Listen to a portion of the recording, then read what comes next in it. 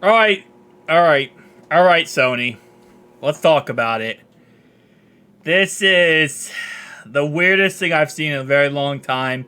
And I saw Sony try to release a PS5 remote play control device that was a controller with a screen and had no battery, no processing unit, and could only work off Wi-Fi.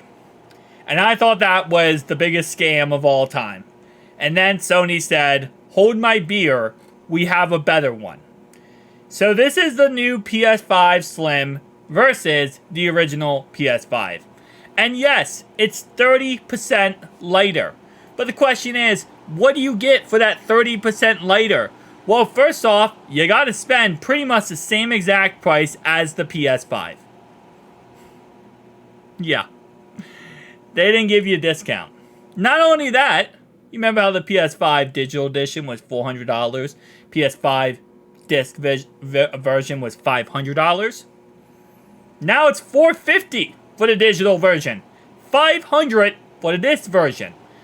So you're like, wait, so they just made it 30% lighter and then added $50? Well, it has a feature. The digital edition can now, with a additional $87 charge, get a disc version. You can add a disc drive to the PS5 digital edition, slim edition, for $87, for $530 total. You can make a digital edition to a disc edition. Or you can just buy the $500 PS5 Slim with the disc already. Why? Like, at this point, I don't even know who this is for. This is for somebody, I guess, who wants a smaller console and is sitting there saying, wow, the PS5 is it's way too big. The PS5 is way too massive. I cannot put in my entertainment setup. I need a smaller version of that. And that's what the PS5 Slim is. That's really all it is. Powerful wise, same power. Everything's the same. Everything else is pretty much, identical. And this is a refresh. Now, if this came after like a year or two after the PS5 came out, it wouldn't really be that big of a problem. We're now in multiple years after the PS5 came out. And this is still not a refresh. This is not an update. This is just a slimmed version of the same exact product. Sony. This is not it. This is not it. So, here's comparing it to a PS5, an Xbox Series X, Series X and S, original PS5 digital edition, original PS5 disc edition, and then the new one. So you can see right here, the blue is the Series X. Obviously, the PS5 redesigned specs right here, which is the disc version. That's the red. This is obviously the digital edition right here.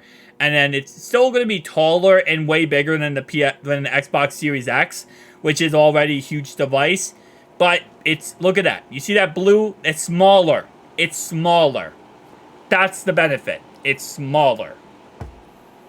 You're gonna buy this over the PS5 normally because it's smaller. Sony, this was a waste of time to put this out. A waste of time? A waste of everything, pretty much. Oh, wait, no, hold up. You get that line. You see that black line across the middle? You also get that, and that's free of charge. That's free of charge. You get that for just buying the console. And also the stand, by the way, the stand is different. This is, you can see different stand. This is like more like actually like protecting the device really good. This one's a paper clip pretty much on it. It's not good. It's not good at all. This is not good. It's the same problem with the PS5, PlayStation controller, screen, console thing. Nobody wants it. Nobody wants it, man. And this if you would have given us a PS5 Pro and this was slimmer down, but a PS5 Pro, we would all be sitting here telling you why this is the best thing ever and we're so excited for it. But when we're getting the same exact product that we got so many years ago, just 30% lighter and 30% smaller, I'm just not, I don't think anyone's really excited about it. And they've gotten so much public backlash for it and so many people are upset about this. And it makes sense because Sony, you're not doing anything. You're not changing anything. You're creating the same exact product, but 30% smaller and charging more money for it. Like, that's another thing. It's the price tag that's also really disappointing. If you're going to give us a slimmer version, right? Because the reason why they give us slimmer versions is because it's easier for them to manufacture, right? It's cost less for them to manufacture, less resources. If you're going to do that, then drop the price tag, you know? Make the PS5 Slim come out at a price tag of $400, at least $400 for the, you know, disc edition, and maybe $300 for the digital. Make the digital the same price as the Series S. I mean, this is not a new console. This is old. We are now far into this console generation. There needs to be a refresh. There needs to be something new, and if there's not, it should cost less. It shouldn't cost more. Just, it's a scam, man. It's a scam. But tell me down below your thoughts and opinions. I'll see you guys next one.